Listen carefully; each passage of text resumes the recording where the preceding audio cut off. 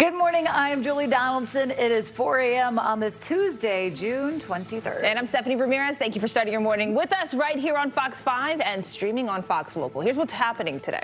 We'll clean up across the DMV after severe storms brought down trees and power lines across the region. And we could see yet another round of storms this morning. We're going to be tracking the damage and today's forecasts. Voters heading to the polls in Maryland for the state's primary. A number of key races will be decided, including the race for governor. What you need to know if you plan on casting a ballot. And another historic World Cup match, the new record set by Lionel Messi, and a preview of this week's game for Team USA and World Cup fever hits a high gear. Your news, it starts right now.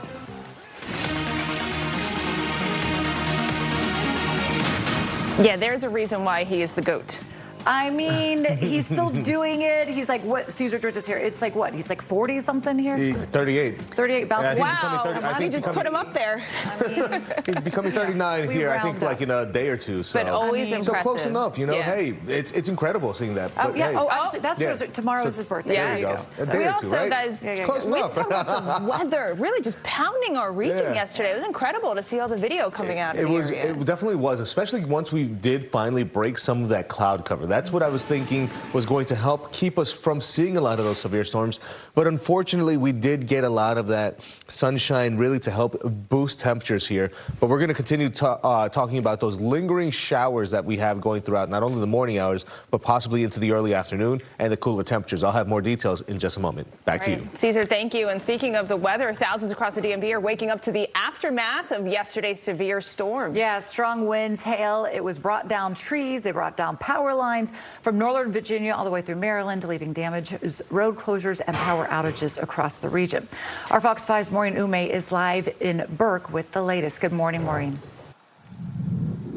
Good morning. So, yeah, we're along Guinea Road. This is in Burke. Let me show you the extent of damage. This is one of the areas. It's darkened. There are no power lights here at all because we've got down power lines. We've got trees. The road's been blocked off. So you see this is just a little bit of a kind of like a snippet of what we're seeing throughout this neighborhood here in Burke, one of the hardest hit areas here in Fairfax County. But again, crews really will have their work cut out for them because, again, you're seeing the power lines. They've been brought down by toppled trees. We haven't heard of any injuries here in this area. That is the good news about this. But roads are shut down, so there is some navigation for people heading out this morning, getting to work and so forth. They'll have to make their way around some of these neighborhoods with these tape up and, of course, caution signs because of the down power lines. But let's take you to some video to show you the extent of this damage. Again, this is just one of the neighborhoods hit hard. The storms moved across the region Monday evening, leaving damage in several communities, including parts of Fairfax County, Prince George's County, and other areas of the DMV. Here along Guinea Road in Burke, strong winds brought down trees. It sent large branches crashing onto homes. Some roofs and chimneys were damaged. Windows were shattered. Insulation and other debris were scattered throughout the neighborhood. Now, in other cases, windows shattered when trees fell directly onto houses. Residents describe a terrifying few minutes as the storm moved through. Take a listen. Hail, and we couldn't see outside the window. And in my case, you know, the whole house started shaking, and you know, me and the kids and my wife, we went downstairs, and chimneys coming off. Roof is gone. Ceiling in the bedroom is 2/3 of the way gone. It's collapsed in. The back half of the house seems fine for right now, but if we get more weather, more rain, we don't know. All right, so back here live now. Again, this is on Guinea Road, where some of the biggest damage is concentrated in this neighborhood here in Burke. And again, this is just a snippet of what's happening across the DMV. A lot of neighborhoods left darkened because of down power lines. So it's going to be a challenge for them as the crews get out later this morning to try to help restore power. And of course, residents start assessing the damage within their own neighborhoods. I see a light down there. I think, oh, that's just a car. So nothing in terms of restoration of power to this neighborhood just yet. Crews are being reminded, people actually are being reminded by Fairfax County to beware of power lines. If you see one down, do not touch it, do not go near it, navigate your way past it because that could be very dangerous. It might look like it's benign, but it's not. It could be charged, so make sure you're very careful around these power lines. We'll continue to monitor the situation in these neighborhoods and see if we see any crews out working yet. But as the sun does come up, you can imagine that residents will have their work cut out for them because they'll have to assess what sort of damage has happened to their home and, of course, call their insurance and get all that going. So it's going to be a very long process here in terms of restoration, but we'll stay on top of it and bring you those updates as we get them. Back to you in the meantime. All right. Thank you, Maureen. Well, let's check in on our top stories this morning. In just a few hours, Maryland voters, they will head to the polls for the primary election. On the ballot, governor, attorney general, congressional seats, and county positions. Polls, they open at 7 a.m. They'll be closed at 8 p.m. So you can also register in person to vote if you're not registered yet. Police are investigating a crash in a parking garage in Rockville that killed one woman. The crash happening at around 5:30 in the evening near the Whole Foods on Wood Glen Drive. First responders tried to give the victim CPR, but she died at the scene. We're told another passenger in the car is okay. The Department of Justice is appealing a federal judge's decision to throw out human smuggling charges against Kilmar Obrego Garcia. Well, last month, the judge ruled federal prosecutors were improperly motivated by retaliation after Garcia successfully challenged his deportation from Maryland to El Salvador. And we got a live picture right now, 4:05. Look at the White House this morning. I don't know. I see the kind of the gloom in the lights. Are we going to see more rain? You were talking about light rain later today, Caesar. Hopefully not the same storms we saw rolling through the area yesterday. No. It's not going to be the same of the same severity. So that's going to be the one thing. We do expect to see some rain showers slowly popping up. And right now you could even see temperatures, for the most part, aren't too bad, right? We are still dealing with most temperatures still hanging well into the I want to say lower 70s, right?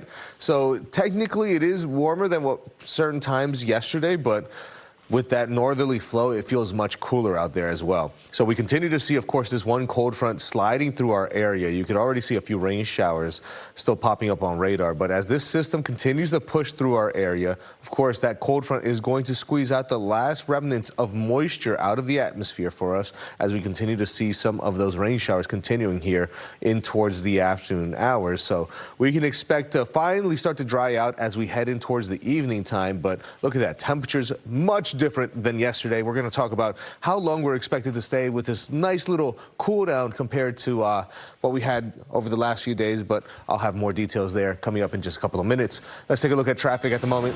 So we're going to talk about some issues here with some road closures because unfortunately we do have some down to power lines still. So Maryland 190 River Road in the northbound direction, Potomac. It's closed due to a pole and wires down between Stony Creek Road and Louvi. So just make sure to follow the posted detours there. Maryland 193 in the north and southbound directions closed due to a fallen power cables between US 50 and Lotsford Road. So again, make sure to follow that posted detour as well. And then we do have some construction going on here on the Key Bridge in the north and southbound directions. Construction at M Street. One lane is blocked each way, so just keep that in mind. Over to you. That is a major milestone for the American people and the first step in permanently denuclearizing or permanently ending a nuclear weapons program in Iran. Turning now to the high-level talks between the U.S. and Tehran, the Trump administration appearing optimistic despite a rough start to a 60-day diplomatic framework to end the nearly 4 months-long war with Iran. And with the first round of talks in Switzerland over, critical parts of the peace roadmap, they remain uncertain. High-level diplomats are continuing talks to lock in a pathway to ensure the Strait of Hormuz, a vital waterway for global shipping, remains open. Today's talks, they're also expected to tackle the ongoing fighting between Israel and Iranian-backed Hezbollah fighters that are in Lebanon. Meanwhile, Vice President J.D. Vance says inspections of Iran's nuclear program could begin as early as this week, but Iran insists that no such agreement has been made. As negotiations work to continue to find a diplomatic solution with Iran, the U.S. military says the assets will remain in the Middle East throughout the 60-day negotiating window. President Donald Trump vowing to reimpose an ironclad naval blockade against Iran if diplomacy fails. The pressure out east follows blistering comments from Defense Secretary Pete Hegseth last week, ordering a 6-month review of U.S. forces in Europe, while warning that NATO could lose its military support from the U.S. The Pentagon is potentially seeking about $80 billion from Congress to largely cover the war with Iran. Top government officials, they say that the request has been sent to the White House Office of Management and Budget, but it has not yet been formally sent to Congress. Now, this comes as lawmakers remain skeptical of the deal President Trump recently struck with Iran. The Trump administration requested $1.5 trillion for defense spending back in April. Progress appears to be on the horizon in tackling America's long-standing housing crisis. Last night, the Senate passed a sweeping bipartisan measure to boost the country's housing supply and lower the cost for home ownership. Now, the 85-5 vote marks the most significant housing legislation in decades.